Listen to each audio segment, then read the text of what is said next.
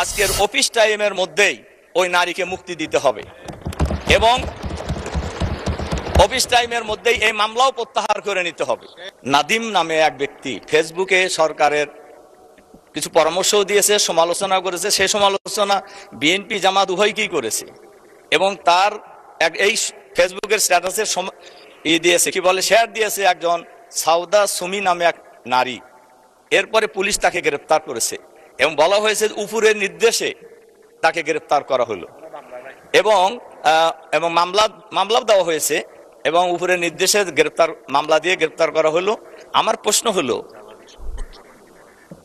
এমনি সমালোচনার মধ্যে ছিল তেলটাকে সে বেশি গুরুত্ব দিয়েছে। তো আমার প্রশ্ন হলো, উপরের নির্দেশ বলতে কাকে ওনারা বুঝিয়েছেন এটা আমি জানতে চাই। আর এর সাথে সাথে আমি মাননীয় স্পিকারের মাধ্যমে সরকারের কাছে আহ্বান জানাতে চাই, আজকের অফিস টাইমের মধ্যেই ওই নারীকে মুক্তি দিতে হবে এবং অফিস টাইমের মধ্যেই এই মামলাও প্রত্যাহার করে নিতে হবে। তার কারণ এই গ্রেপ্তারের মধ্য দিয়ে ফ্যাসিবাদী সরকারের পূর্বাভাস পাওয়া যায়, অথচ এই সরকার তো গণতান্ত্রিক সরকার, কাজে মানুষ কি কথা বলতে পারবে না?